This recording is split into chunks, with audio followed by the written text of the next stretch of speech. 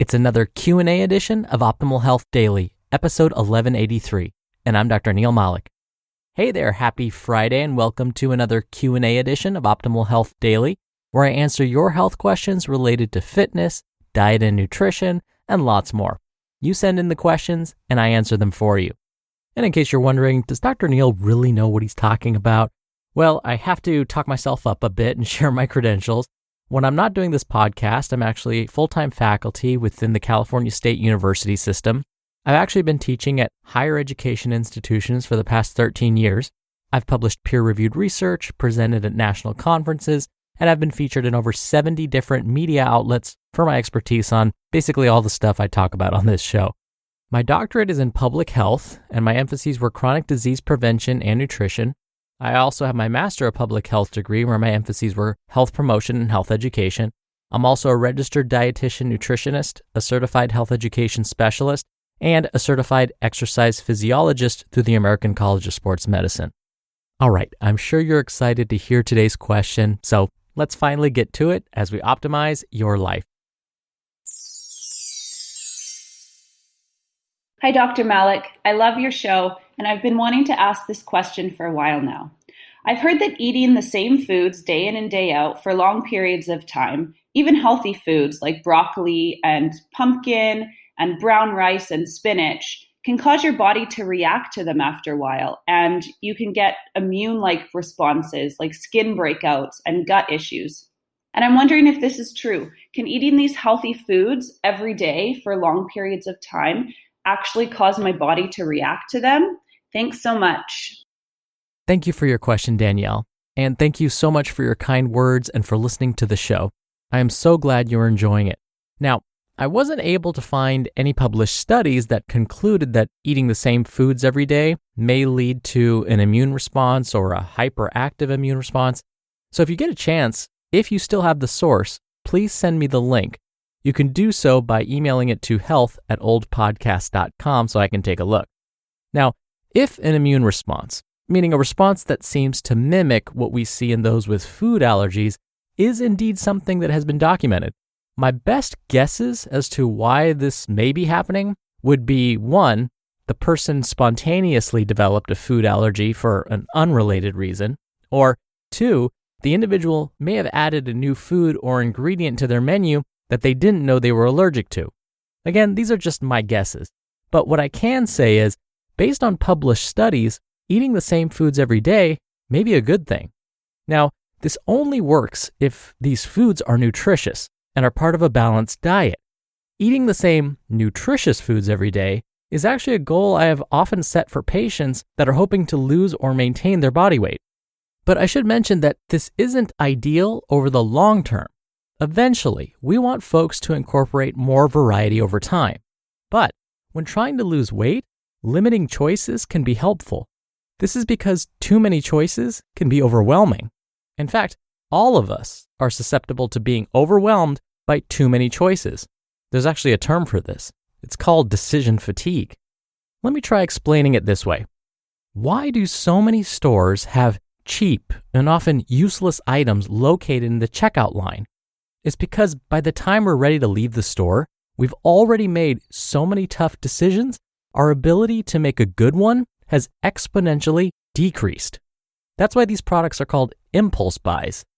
I've had the experience of spending quite a bit of time at my local grocery store and ending up purchasing something entirely useless.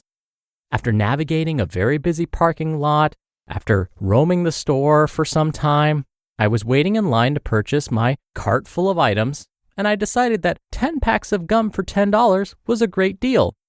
Then came home only to realize that buying a year's worth of gum was probably not the best idea. The same phenomenon applies to everything, including our food choices. After a long day at work, school, sitting in traffic, the kids, the pets, paying bills, and so on, it's often difficult to find the willpower to work out or plan a nutritious meal.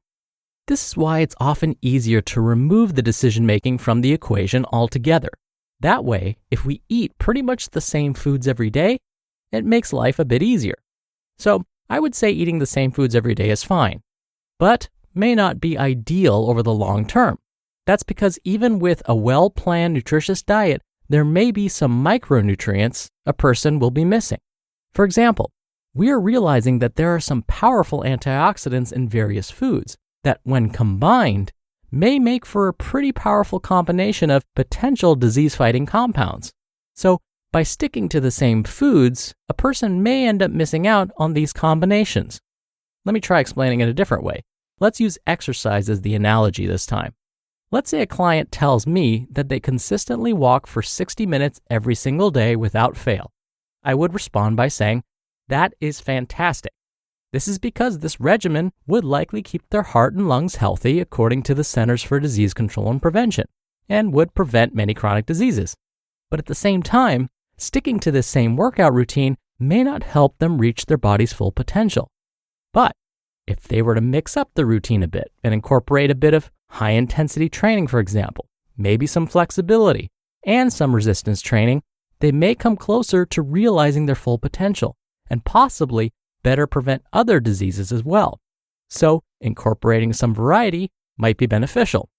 In fact, according to the Dietary Guidelines for Americans 2015 to 2020, most adults are to consume, first, a variety of vegetables from all of the vegetable subgroups, including dark green, red and orange, beans and peas, starchy vegetables, and those that fall under the other category. The ideal is to consume at least 5 to 9 combined servings of fruits and vegetables each day. Speaking of fruits, ideally we want to consume whole fruits as opposed to juices. Whole grains would be ideal as well. And we want to incorporate a variety of protein-rich foods like seafood, lean meats, beans, nuts, and seeds.